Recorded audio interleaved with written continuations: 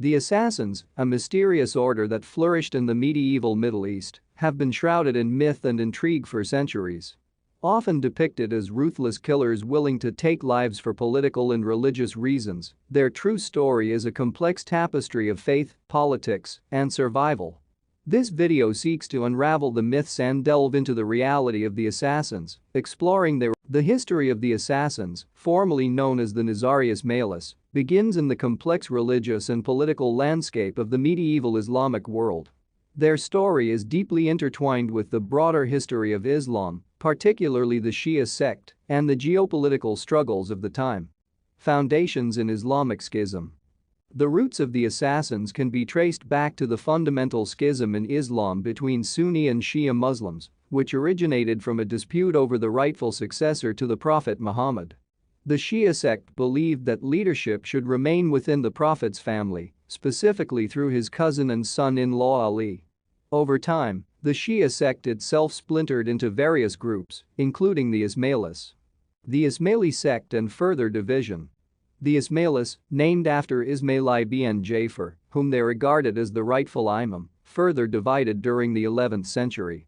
This division was predominantly over the succession of the Fatimid Caliphate's leadership, which was an Ismaili state based in Egypt.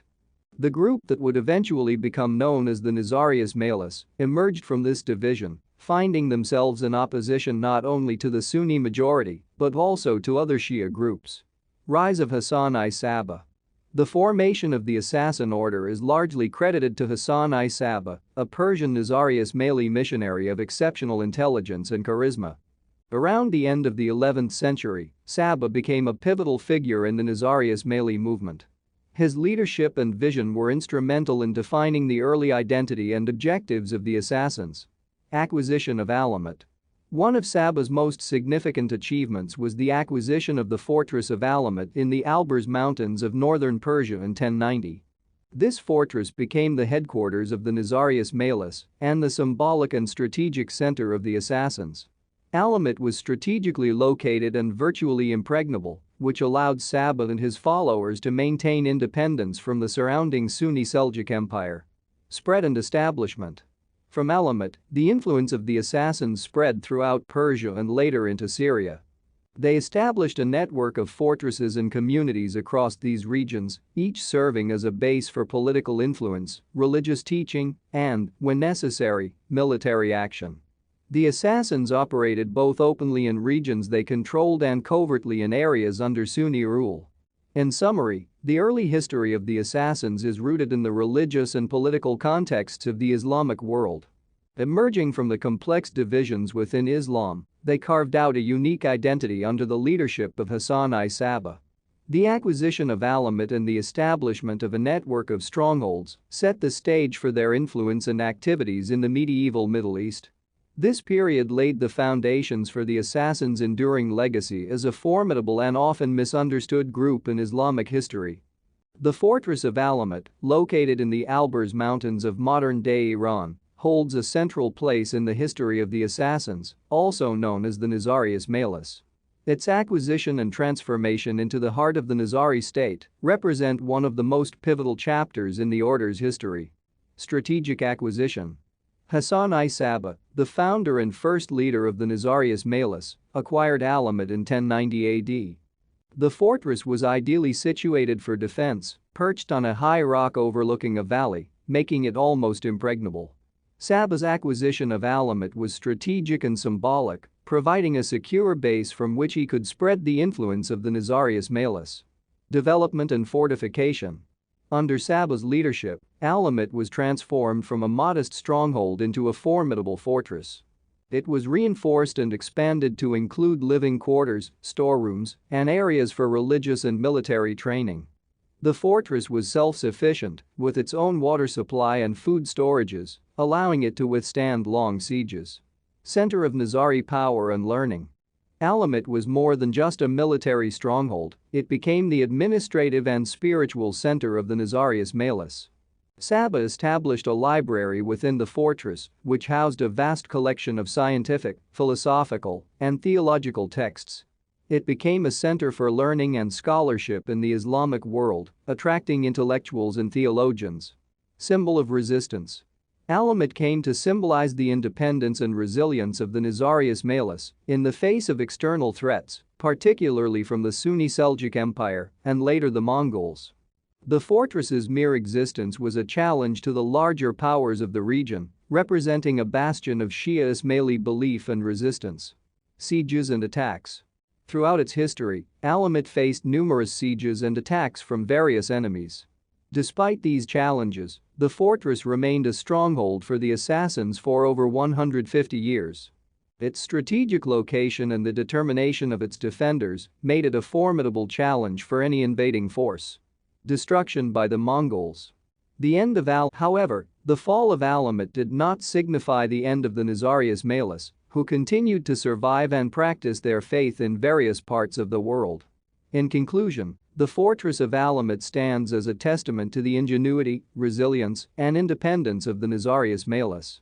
It was not only a military bastion, but also a center of learning and a symbol of the assassins' enduring legacy in the medieval Middle East.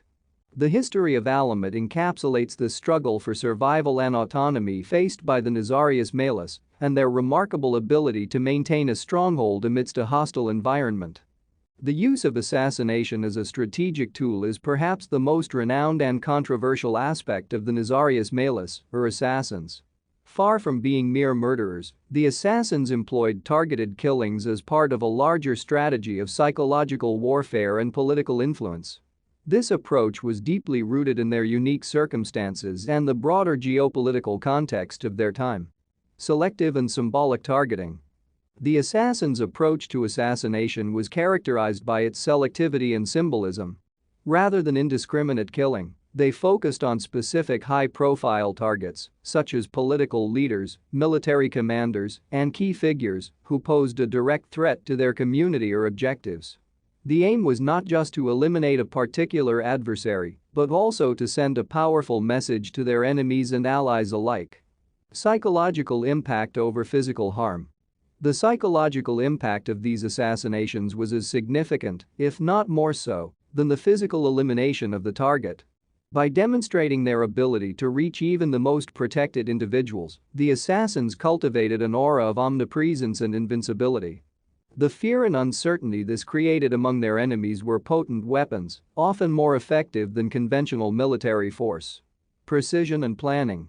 Each assassination was meticulously planned, with careful consideration given to timing, method, and potential repercussions. The assassins often infiltrated enemy ranks or societies to gather intelligence and wait for the opportune moment to strike. This precision minimized collateral damage and maximized the impact of their actions. Avoidance of mass violence. Contrary to popular depictions, the assassins generally avoided large-scale violence or open warfare. They lacked the numbers and resources to engage in sustained military campaigns against their more powerful adversaries. Therefore, targeted killings were a more practical means of asserting their influence and defending their interests. Ethical and religious justifications. Within the Nizarius Maili doctrine, these assassinations were framed in the context of self-defense and the protection of their community. Given their minority status and the existential threats they faced, the use of assassination was seen as a legitimate tactic in the face of oppression and aggression by larger powers. Impact on enemies and allies. The strategic use of assassination by the assassins had a significant impact on their enemies, instilling caution and sometimes paranoia. It also served to strengthen the resolve and morale of their own community, who saw these actions as a form of divine justice and protection. Additionally, it sometimes led to alliances with other powers, who saw the assassins as useful allies in their own political machinations. In summary, the use of assassination by the Nizarius Malis was a complex and nuanced tactic, deeply embedded in their struggle for survival and autonomy. It was a tool of psychological warfare and political strategy, carefully employed in a high-stakes game of power and influence in the medieval Middle East. This aspect of their history, while often sensationalized, reflects the challenging circumstances in which the assassins operated and their innovative approaches to overcoming these challenges. The daily life and beliefs of the assassins, or the Nizarius Malis, during their prominence in the medieval Islamic world, were marked by a unique blend of religious devotion, intellectual rigor, and communal solidarity. Living in a period fraught with political turmoil and external threats, their lifestyle and beliefs reflected the challenges they faced and their commitment to their cause and community. Religious foundations and practices. The Nizarius Malis were a sect of Shia Islam, and their beliefs were deeply rooted in Islamic theology. They followed a spiritual interpretation of Islam, emphasizing the inner, mystical dimensions of the faith. The Imam, their spiritual leader, was central to their belief system, considered both a religious guide and a direct descendant of the Prophet Muhammad. The teachings of the Imam and the religious doctrines were integral parts of daily life, guiding not only spiritual practices but also social and political conduct. Education and intellectual pursuits. Education was highly valued in Nizarius Mali society. The assassins are known to have established centers of learning, particularly in their stronghold of Alamet. These centers focused on theological studies, philosophy, mathematics, and sciences. The extensive library at Alamet was a testament to their commitment to knowledge and intellectual development. Community life and structure. The Nizarius Mali community was tightly knit, characterized by strong bonds of loyalty and mutual support. This solidarity was crucial for survival, given the external pressures and threats they faced. The community was structured hierarchically, with clear roles and responsibilities, but there was also a sense of equality in terms of access to education and participation in religious practices. Agriculture and self-sufficiency. Given the isolated nature of their strongholds like Alamet, self-sufficiency was vital. Agriculture was the mainstay of their economy, with the cultivation of crops and rearing of livestock providing for the community's needs. Their fortresses were equipped with storerooms for grains and water reservoirs, ensuring sustenance even during sieges. Artistic and cultural expressions. Cultural and artistic expressions were part of the assassins' daily life, although not much has survived to provide a detailed understanding. It is likely that their artistic output included calligraphy, architecture, and music, reflecting the broader Islamic cultural milieu of the time. Military training. Given their situation, military training was a necessary part of life, especially for those directly involved in the order's defense and strategic operations. Training included physical conditioning, combat techniques, and possibly instruction in tactics and strategy. Ethical and moral framework. Ethical conduct was emphasized in the Nizarius Mali community. Their actions, including the use of assassination, were governed by a moral and ethical framework rooted in their religious beliefs. This framework justified their actions as a means of protecting their community and faith in a hostile environment. In conclusion, the daily life and beliefs of the assassins were characterized by a strong religious foundation, a commitment to education and intellectualism, communal solidarity, and self-sufficiency. Their lifestyle was a reflection of their unique position in the medieval Islamic world, balancing survival and resistance with a deep commitment to their spiritual and intellectual traditions. The downfall of the assassins, formerly known as the Nizarius Malis, was a gradual process influenced by a combination of internal challenges and external pressures. This decline marked the end of their significant political and military influence in the Middle East. Mongol invasion. The most significant factor in the downfall of the assassins was the Mongol invasion. In the mid-13th century, the Mongol Empire, under the leadership of Hulagu Khan, launched a campaign to expand its territories into the Middle East. The Mongols, known for their ruthless military tactics, posed a formidable threat to the existence of the Nizarius Mali state. Siege and fall of Alamet. The Mongol army besieged several key assassin fortresses, including their famed stronghold, Alamet, in 1256.